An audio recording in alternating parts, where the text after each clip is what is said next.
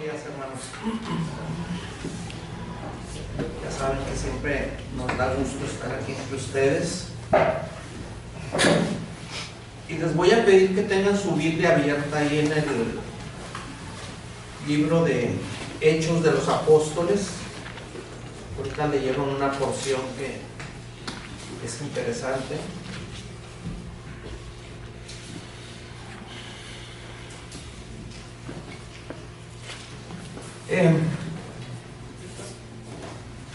Hechos de los Apóstoles, mi amada.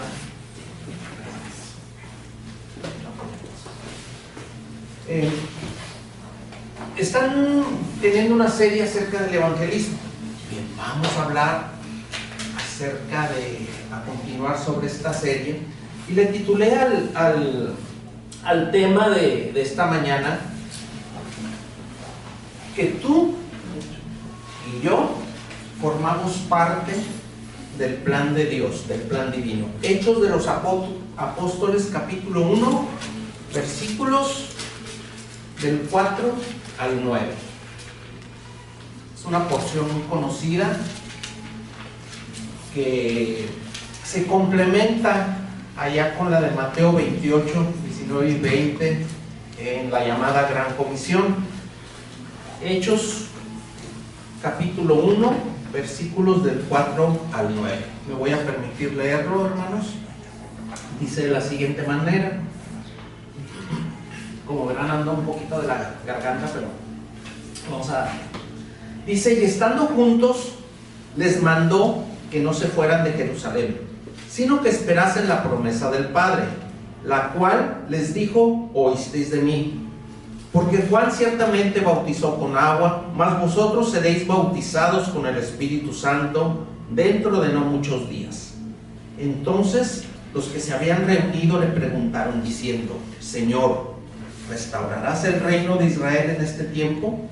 Y él les dijo: no les toca a ustedes, no os toca a vosotros saber los tiempos o las sazones que el Padre puso en su sola potestad.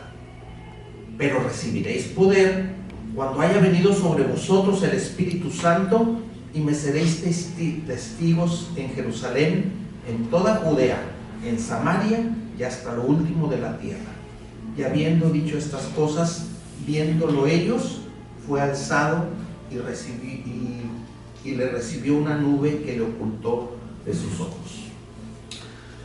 Bien, hermanos, están hablando acerca del evangelismo, y yo les quiero decir que cada uno de nosotros formamos parte del plan de Dios.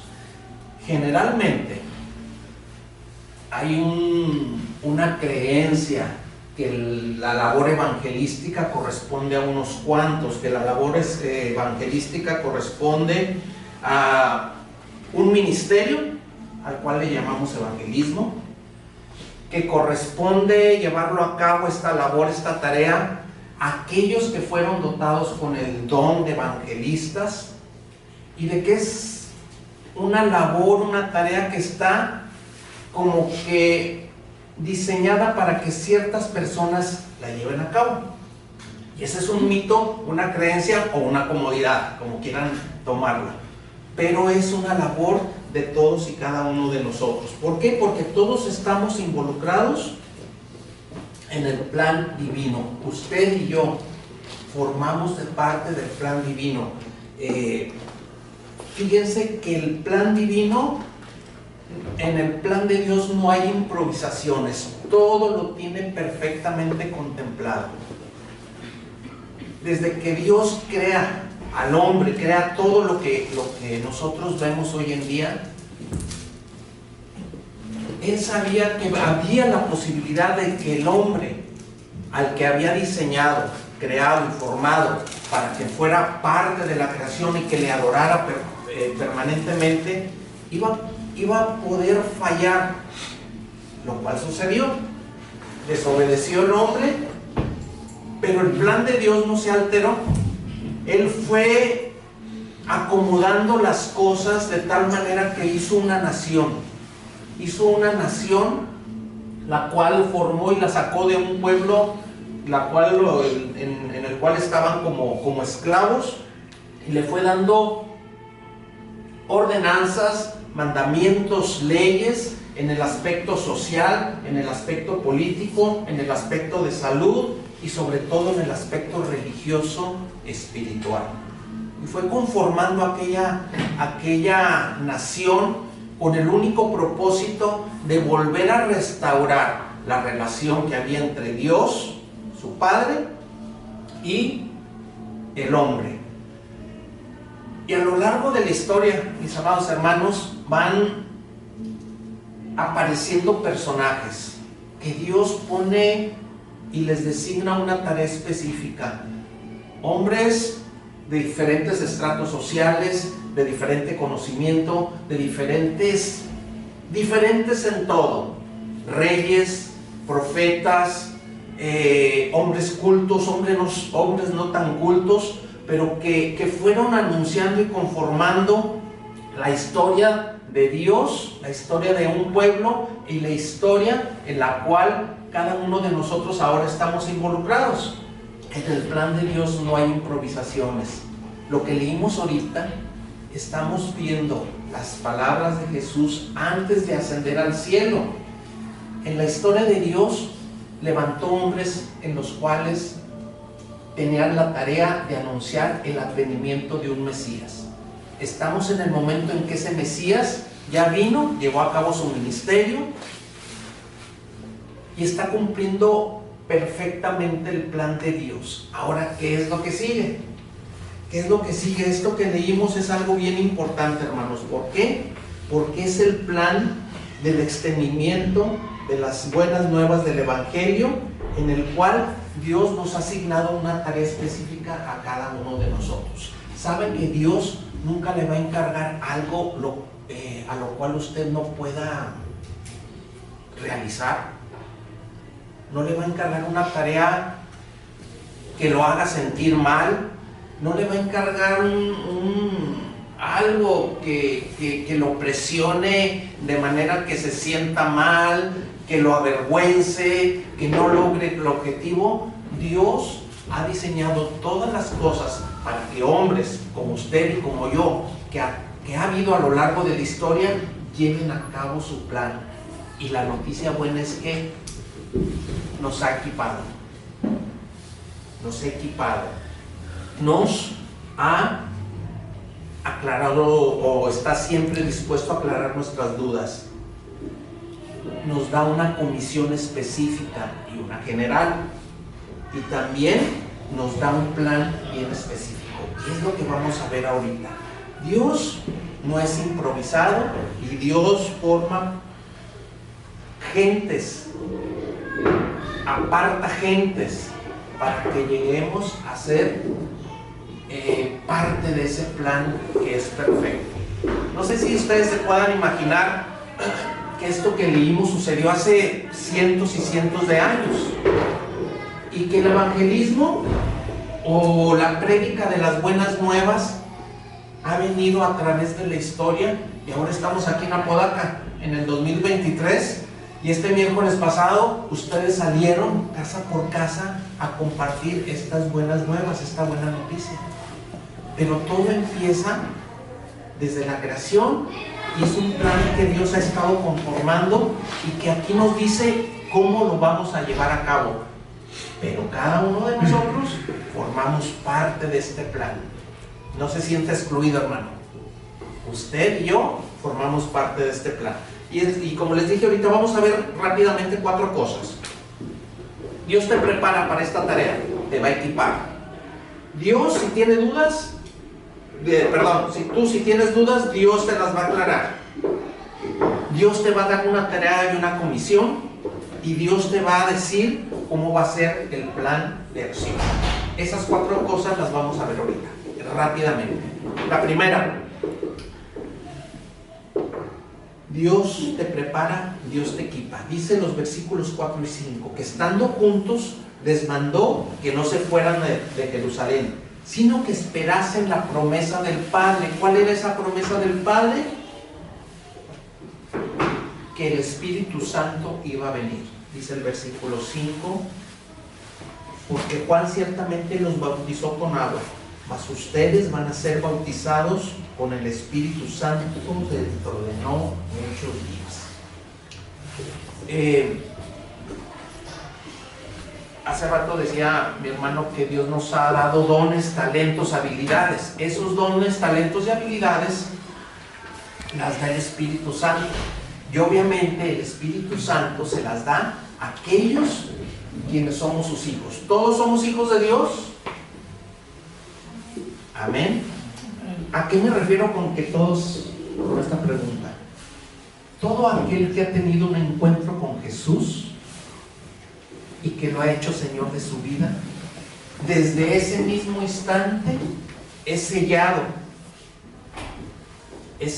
con la presencia del Espíritu Santo, y el Espíritu Santo te marca, te aparta, te separa para que ahora seas parte de esta familia aquí y de la familia universal de la iglesia que está distribuida en todas partes del mundo. ¿Se dan cuenta de la importancia de esto, mis hermanos? Tú tuviste un encuentro personal con Jesús y desde ese mismo instante fuiste separado, y el Espíritu Santo ya te selló, ya te marcó, ya eres propiedad de Dios, y Dios tiene un plan específico para tu vida. Dios te prepara a través de su Espíritu para que puedas pertenecer a la familia, pero sobre todo para que puedas llevar a cabo la tarea específica que Dios te va a decir. Esto es importante, hermanos, para más adelante lo que les voy a decir. Obedecer es una de las características de un hijo de Dios. ¿Cómo nos damos cuenta que el Espíritu Santo ya nos ha apartado, ya nos ha sellado? Yo me convertí, voy a hablar de mi testimonio. Yo me convertí a la edad de 22 años. Pero miren que yo nací en un hogar cristiano. Mis padres, pues ellos eran miembros de la primera iglesia bautista de aquí de Monterrey. Y después salieron junto con otro grupo de hermanos a formar, como ustedes lo están haciendo, a formar una nueva iglesia que hoy en día se llama el Divino Salvador, que es la cuarta iglesia bautista aquí la cuarta, así como se conoce comúnmente aquí en Monterrey. Y ellos tienen ahí su placa de que fueron miembros fundadores, y ya mis padres están con el Señor.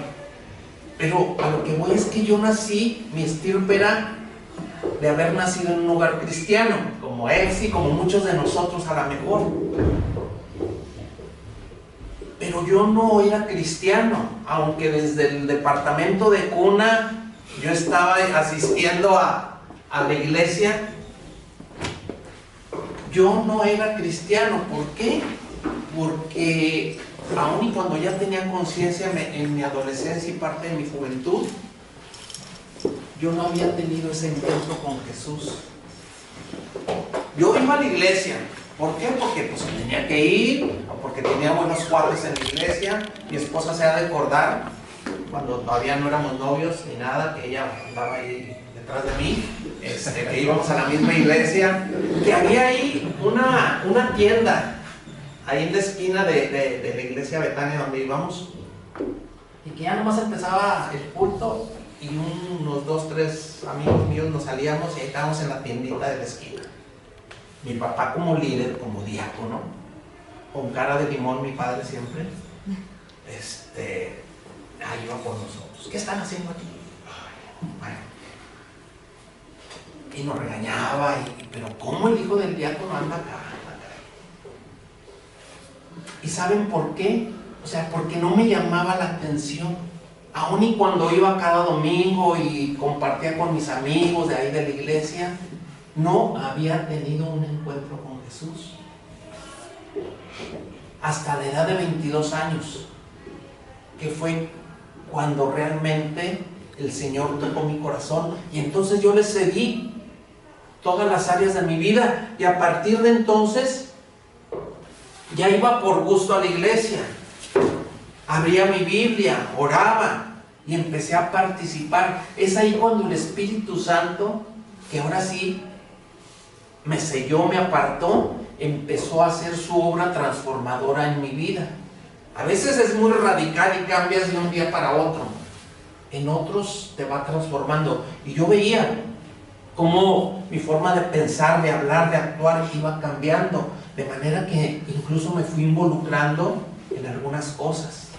Y como cualquiera de nosotros que empezamos, y vas a dirigir un culto, yo, ay, me da mucho miedo. Y luego hasta cantaba y formamos un grupo de alabanza y nos hablaban de otras partes y nos a cantar. No, fue una cosa tremenda aquella. Porque pensando en el Eliú de los 17, 18, 19, 20 años, al Eliú de los 24, 25, era un cambio radical y sorprendente, sobre todo para mis papás. Y entonces uno se va involucrando, y no es porque uno tenga habilidades o algo, simplemente porque es esto: Dios te prepara, Dios te equipa con la presencia suya, de su Espíritu Santo, para que puedas llevar a cabo las tareas que te va a ir asignando. Yo ya estoy aquí, ¿quién lo dijera?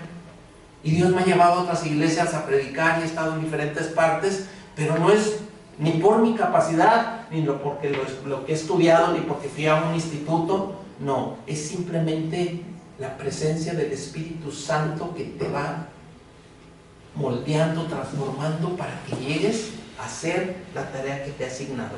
Y es por eso que les digo, tú perteneces al plan de Dios, y lo primero que Dios va a hacer contigo es equiparte. Y por eso te digo, tú debes de tener un encuentro personal con Jesús, estar seguro de eso, para que el Espíritu Santo te empiece a moldear, a transformar, como esas piezas, tú bien lo sabes, esas piezas que a veces queremos que queden así bien terminadas. Es como un pulidor que empieza a quitar todos esos defectos para que quede como Dios quiere.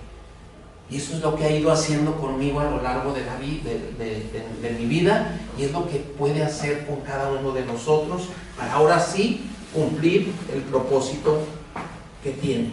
Te involucras en el trabajo del reino, pero no eres tú el que va a hablar, no eres tú el que va a actuar. Es Dios a través de ti que es el que te va a usar, porque Él es el que te está equipando. Bien. Segundo, dice: aclara tus dudas. ¿Por qué? Porque siempre surgen dudas, siempre surge algo. ¿Por qué yo, Señor? ¿O cómo le voy a hacer? Aquí los que estaban reunidos, dice el versículo 6, dice: entonces los que se habían reunido le preguntaron diciendo: Señor, ¿restaurarás el reino de Israel en este tiempo? ¿Se acuerdan lo que les dije, lo que hemos hablado anteriormente acerca del Mesías? Este Jesús era el Mesías, era el enviado, era el que el pueblo de Israel estaba esperando. Este Jesús, aún en el pensamiento de los judíos, de los israelitas, era ese líder político, ese líder que los iba a venir a restaurar a su posición de supremacía en medio de todas las naciones.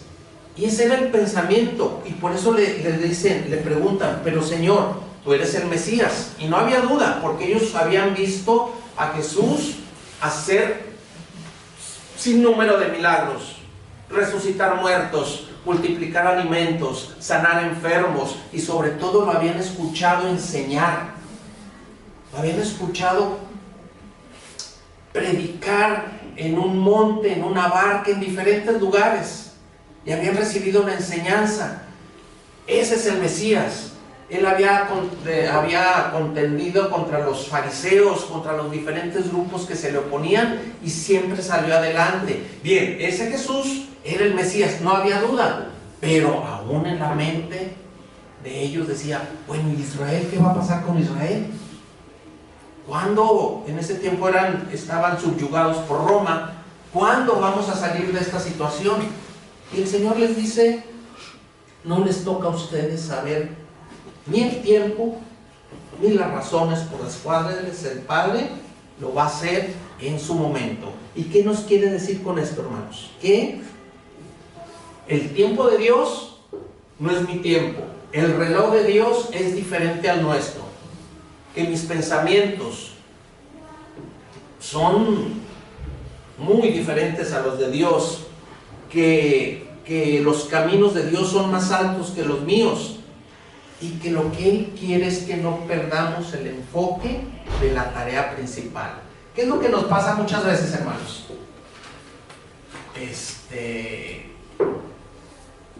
A veces queremos saber, por ejemplo, oye, vamos a ver del Apocalipsis y de Daniel, libros apocalípticos, libros que va a pasar cuando venga el Señor, los milenaristas, los premilenaristas, los postmilenaristas, diferentes posturas, y queremos meternos en cosas que aún los grandes teólogos ni ellos se han puesto de acuerdo.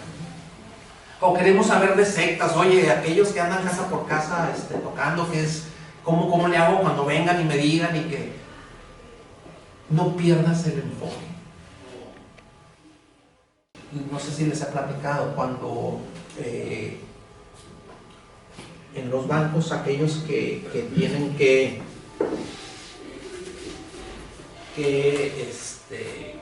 determinar si un billete es falso o no es falso, les dan un billete que es real y empiezan a verlo por todos lados, que cumpla con las especificaciones para saber que es real. Este es bueno, este es bueno.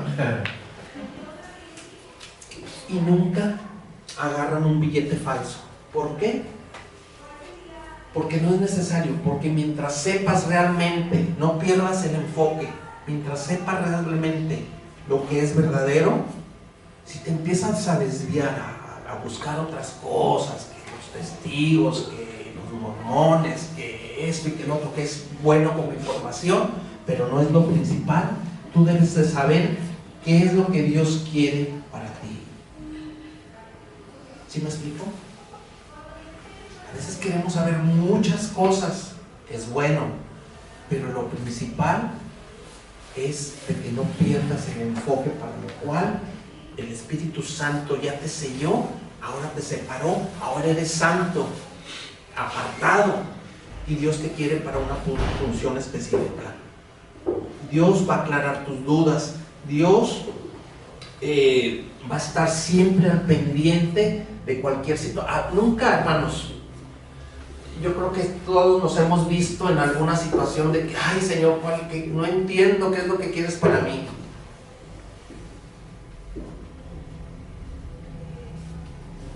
Una chica una vez me dice, hermano, ¿cómo sé que este muchacho es típico de novios, de novias? Es que me gusta y, no, pues está acá bien. ¿Y qué onda? ¿Es cristiano? No. Entonces, quieren forzar la voluntad de Dios a lo que uno quiere. Entonces, a lo que voy con esto es que no perdamos el enfoque. Dios ya tiene un plan específico para cada una de las cosas de tu vida. Llegará el chico, la chica en su momento, llegará el llamado en su momento, llegarán las cosas que cada uno de nosotros necesita en su momento, o no llegarán, porque Dios sabe que eso no va a ser bueno para ti. No perdamos el enfoque. No perdamos el enfoque. Siempre Dios no es un Dios que te va a revolver en tus pensamientos. Dios es un Dios claro que siempre te va a aclarar sus dudas. ¿Vamos bien, hermanos? Bien. Te equipa con su Espíritu Santo, te aclara tus dudas, pero también de ahora en adelante te va a dar una comisión, como se las dio aquí en el libro de los Hechos. ¿Cuál es esa comisión? Versículo 8. Pero recibiréis poder cuando haya venido sobre vosotros el Espíritu Santo y me seréis testigos. Hasta ahí.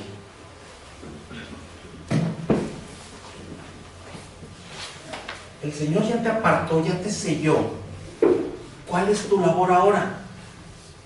Ahorita vamos a leer un poquito de Mateo 28, en la llamada Gran Comisión. Siempre hemos dicho que la Gran Comisión es un mandato, ir. Pero yo lo que leo aquí es que desde el mismísimo momento en que el Espíritu Santo me ha apartado como su hijo, por haber tenido ese encuentro con Jesús, haber reconocido mi condición de pecador, desde ese mismo momento yo soy testigo, hermanos. Yo tengo la capacidad de decirle a otro, ¿sabes qué? Prueba lo que yo estoy experimentando. Más que mandato, va a ser una reacción natural de todo aquel que ha sido tocado por la presencia de Dios en su vida. Más que mandato, va a ser una forma natural, un estilo de vida de que la gente reconozca que yo soy de Jesús. Así como reconocían a Pedro ahí cuando estaba en el patio, cuando tenían arrestado a Jesús, que le decían, hey, tú andabas con él, y él lo negaba. Así nos van a reconocer a nosotros. Esa es la reacción natural de cualquier hijo de Dios, de cualquiera que ha recibido a Jesús como su único y suficiente Salvador, de que ya desde ese momento tiene esa capacidad. En una versión dice, pero recibiréis virtud. Y esa palabra virtud viene del griego dynamos, que es dinamita. Por eso dice, recibirás poder. Y cada uno de nosotros tenemos ese poder, que es la mismísima presencia de Dios a través de su Espíritu Santo, para que Él sea el encargado de comandar mi vida y de llevarme y de poder liderarme en este plan de Dios para extender el reino, llevar el Evangelio a otras partes. ¿Cómo lo vamos a hacer? No lo sé, pero hay que ver cómo lo hizo Pedro. Pedro no fue a ningún seminario, el apóstol Pedro. Pero ¿saben qué? Él estuvo con Jesús. Él fue testigo de muchas de las cosas, de todas, yo creo, de las cosas que Jesús hizo. Era del grupo íntimo de Jesús. Pedro, Juan, Santiago. Y es ahí cuando pues Pedro no tenía una educación, una preparación anterior. Él simplemente fue a decir lo que vio y lo que vio y lo que experimentó. ¿Y qué fue lo que vio y experimentó? La predicación de Pedro era muy sencilla. Cristo vino, murió por nuestros pecados,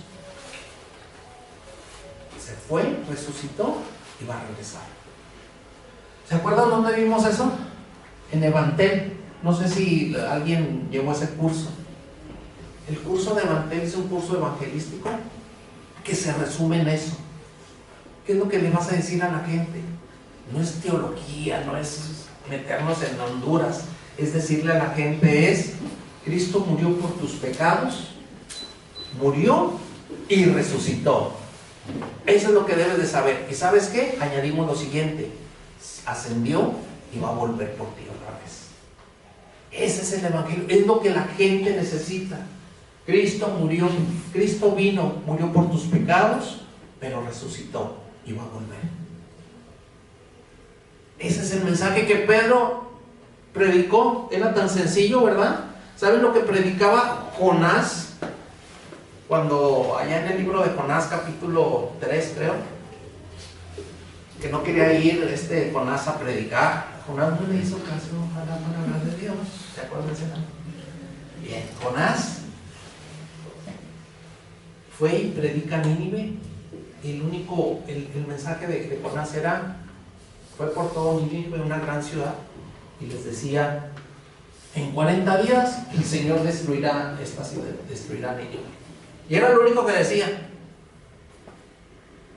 Pero no era esa frase solamente, era el poder de Dios que estaba en Jonás, en las palabras de Jonás, que estaba retumbando en los corazones de aquellos que lo estaban escuchando. Lo que sucedió en Nínive es que hasta el rey ordenó que todos ayunaran y oraran y pidieran perdón al Señor, y aquella ciudad se salvó. Cuando Pedro predica por primera vez, se convierte en 3,000 personas, imagínense. Y no era porque Pedro supiera mucho, simplemente Pedro estaba usando la presencia del Espíritu Santo para predicar. ¿Sí? Era el poder que había en del Señor en la vida de lo que ha hecho Dios en mi vida. Sí, Pedro hablaba de lo que había visto y oído. Ahora nosotros también somos testigos. ¿De qué? Yo creo que yo soy testigo, o más bien, yo soy testigo de cómo Dios ha transformado gente. Pero yo también he visto cómo mi vida ha cambiado desde los 22 años que acerqué a Cristo. Y hoy me tiene aquí, al frente de ustedes. Yo les puedo decir de lo que he visto y oído, vivido en carne propia, de cómo Dios ha ido transformando mi vida, cómo se ha ido manifestando en diferentes situaciones, y de que ese Dios en el que yo creo es único, real y verdadero. Y eso es lo que debemos de compartir. Cada día podemos ser testigos de Dios donde estemos. Y recibiréis poder y seréis testigos. En el trabajo, mis hermanos, si en su trabajo no saben que usted es cristiano, ya es hora de que sepan. Si en la escuela, chicos, chicas, sus compañeros no saben que ustedes son cristianos, ya es hora que sepan. Hermanas, las que no trabajan, si están ahí en casa, que sus vecinas todos sepan que somos hijos de Dios. Todos somos testigos en los diferentes frentes donde estemos, en las trincheras donde Dios nos ha puesto. Cada uno de nosotros tenemos el poder de su Santo Espíritu para ser testigos de lo que Dios ha hecho en nuestras vidas y compartirles. ¿Saben lo que a lo mejor se nos dificulta, ¿no, hermanos? ¿Se les dificultó este miércoles salir y tocar puertas y compartir el Evangelio, hermanos? Más o menos, dice. Sí. ¿Saben por qué? Porque obviamente nos falta, ¿sí? Pero Dios va a ir haciendo la obra. Un gran siervo de Dios, Dwight Moody. Dwight Moody fue un siervo. Hay un seminario allá en Chicago, en Illinois, que lleva su nombre. Pero Dwight Moody definía el poder compartir el Evangelio de la siguiente manera. Dice, lo entendí y eso es lo que ahora hago. Dice, un día había un homeless, vagabundo, perdón, es que como hablo varios idiomas un vagabundo, y ese vagabundo encontró un lugar donde lo apoyaban con comida, lo apoyaban con ropa nueva, con su aseo personal y con una nueva oportunidad de, según su habilidad que tuviera, poderle encontrar a lo mejor algún tipo de trabajo o trabajar en ese mismo centro. Y pues se juntaban varios vagabundos, ¿verdad? Y un día ese hombre encontró este lugar, encontró alimento, encontró dónde bañarse, dónde asearse, encontró ropa nueva, encontró a lo mejor una oportunidad de trabajo ahí y salió a la calle y lo ven sus otros compañeros vagabundos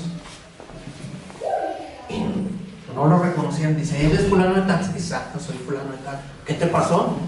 Dice, es que ¿saben qué? Hay un lugar donde me dieron de comer, donde me pude bañar, donde encontré ropa nueva y donde a lo mejor me van a dar un trabajo. Y dice, yo quiero conocer eso. Pues vamos.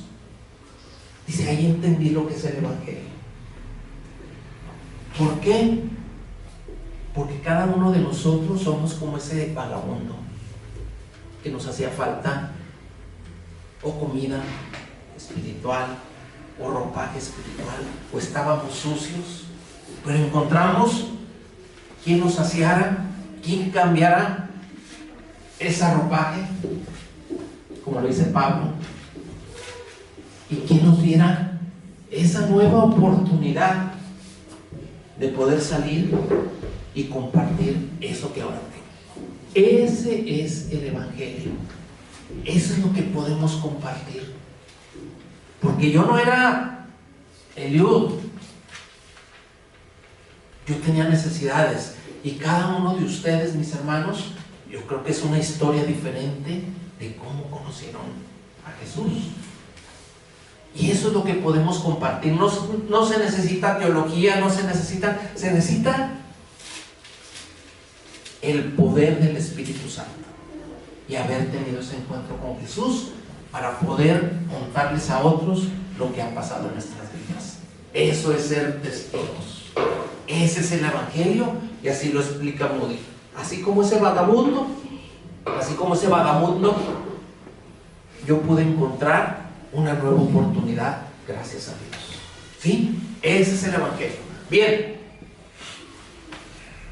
ya nos apartó el Espíritu Santo, ya nos equipó, ya el Señor nos va a aclarar dudas que tengamos, ya nos ha comisionado. La voluntad de Dios es esta: que seas testigo de lo que experimentaste una vez en tu vida. Ese es compartir el Evangelio. Pero te voy a dar un plan. ¿Cómo vas a llevar a cabo este plan? Y les dice, ahí en el mismo versículo 8, ¿dónde van a ser testigos? En Jerusalén, en Judea, en Samaria y hasta lo último de la tierra. Son como círculos, así de donde aventamos los dardos, círculos concéntricos, que les dice, primero vas a empezar aquí en Jerusalén, después en Judea, después te vas a Samaria y después decides.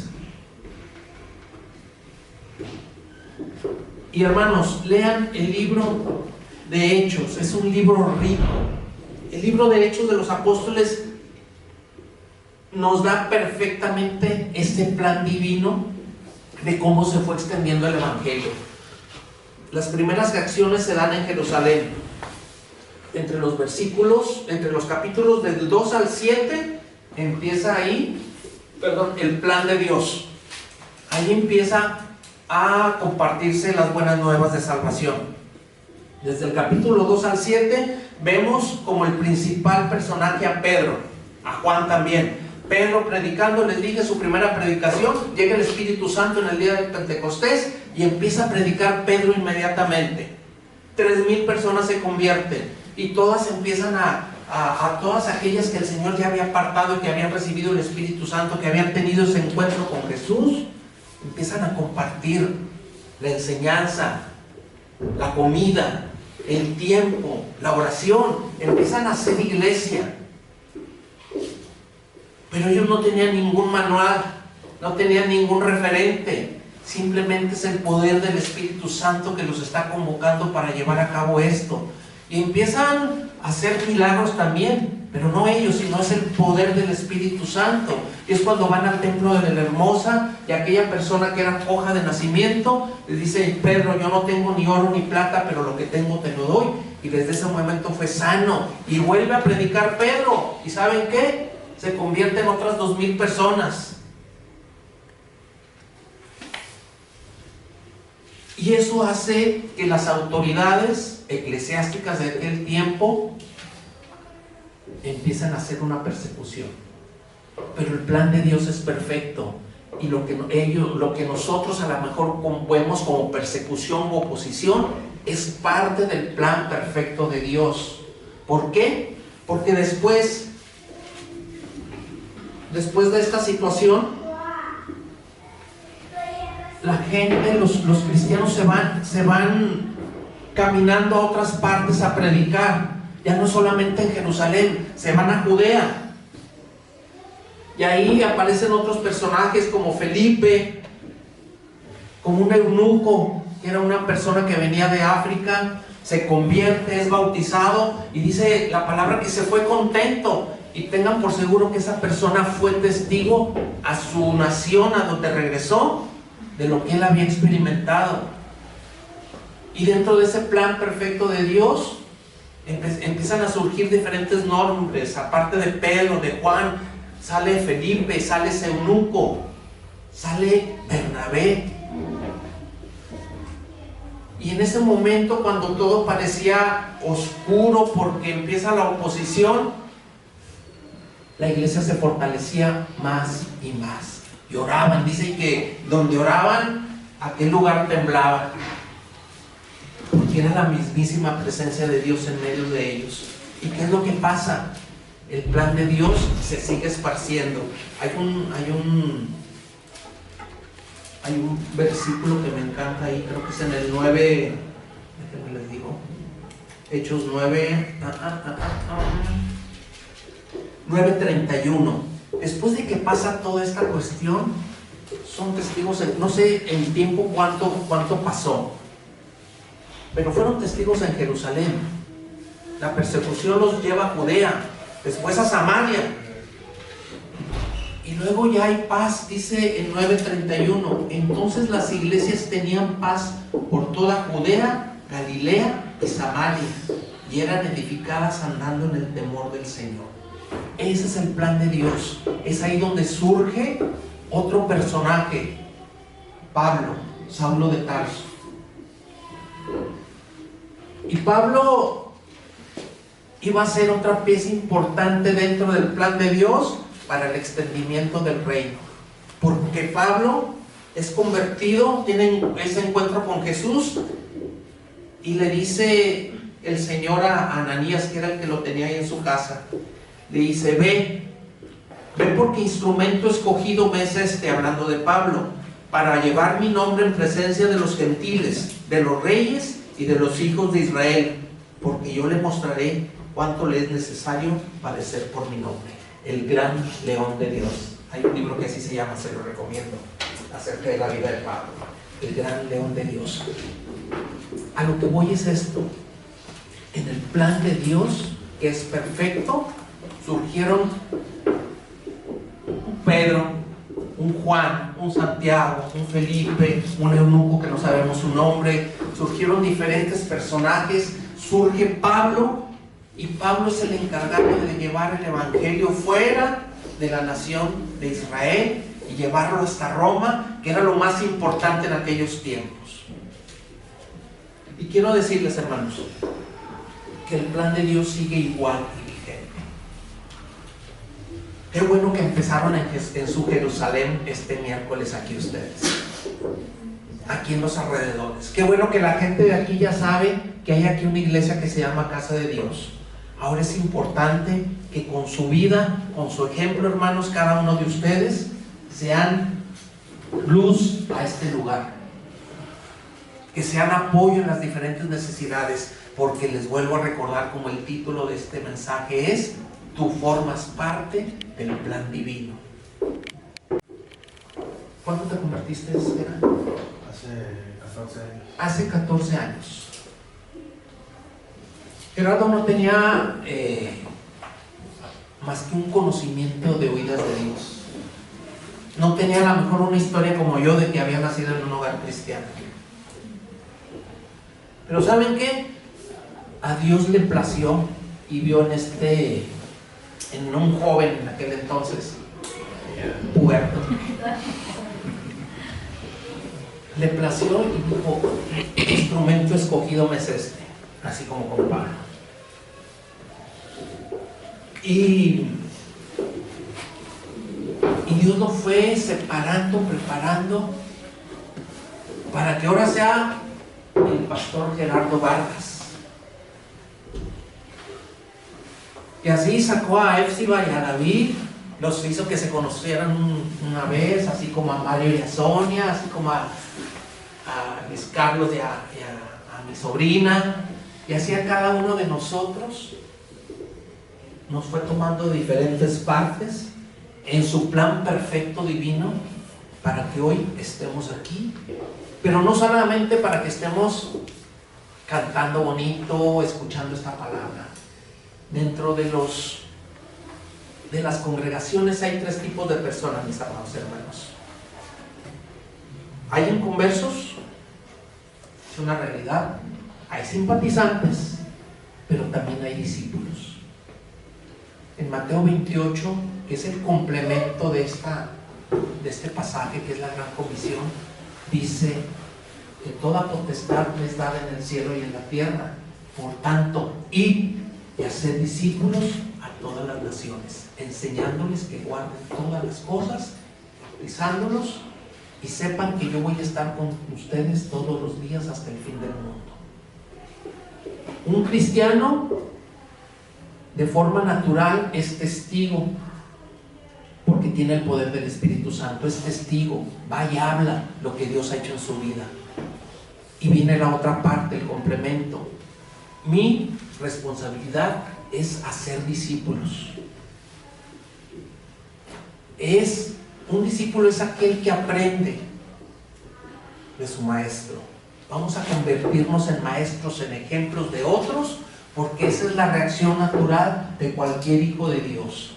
No le voy a pedir a un manzano que me dé mangos, que me encantan. No le voy a pedir al naranjo que me dé peras. Por lo tanto, al cristiano, lo único que le voy a pedir es que se reproduzca en otros cristianos. Y esa va a ser algo natural en nuestras vidas. Tú formas parte del plan divino.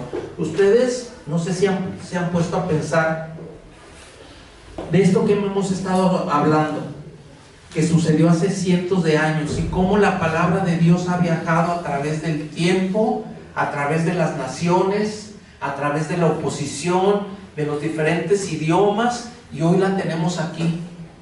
Y hoy tú formas parte del plan divino y tienes que involucrarte para que la historia continúe, para que el evangelio continúe difundiéndose a las personas que aún no lo conocen. Nuestra responsabilidad es capacitarnos aquí, convivir aquí, amarnos aquí, pero llevar esa vida fuera de estas cuatro paredes a la gente que aún no le conoce. Y así como les dije, Dios le plació un día llamar a Gera, llamarnos a cada uno de nosotros, y hoy estamos aquí, y no es una coincidencia, es el plan divino de Dios. Yo no quiero que ustedes sean ni inconversos ni simpatizantes, hermanos. Yo quiero que tengan en su corazón la seguridad de que son hijos de Dios y discípulos que se van a convertir en otros discípulos. No es la meta que esté nada más lleno, o sea, no es un número lo que buscamos. Buscamos que la gente conozca de Cristo. Buscamos que la gente sea salva.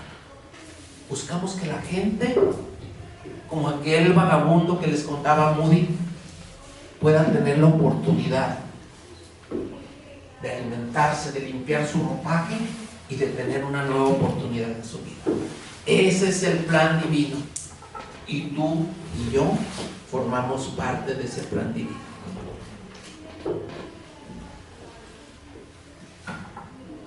Yo solamente espero, hermanos, que no pasen de largo,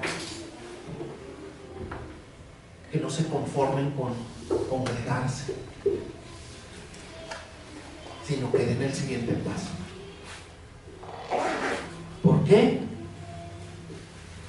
Yo ahora lo experimento con el trabajo de Casa de Dios Getsemaní. ¿Cómo Dios fue usando a Jorge? Y cómo empezó hace 10 años ese proyecto, no de él, sino de Dios, reuniéndose en un hotel. Y cómo por fe se han dado las cosas, simplemente creyendo y dejando que el poder de Dios actúe. Hoy es una iglesia que ya tiene un templo propio, un lugar donde reunirse. Hoy hay frutos de esa iglesia aquí con ustedes en China, Nuevo León, y se está abriendo una obra en García. La tarea es ser testigos. Ya empezamos en nuestra Jerusalén, ahí donde estamos en la colonia moderna, estamos invitando a gente, pero también tenemos esa visión de seguirnos extendiendo, y esa visión es la misma, pero más que visión es el compromiso personal que cada uno tiene, y que como Iglesia Casa de Dios Apodaca tenemos aquí también. Vamos a tomar ese compromiso. Vamos a aferrarnos a las promesas de Dios y dejar que el Espíritu Santo nos guíe a lograr ese propósito. Amén. Vamos a orar. Señor, gracias te damos por lo bueno que eres con nosotros.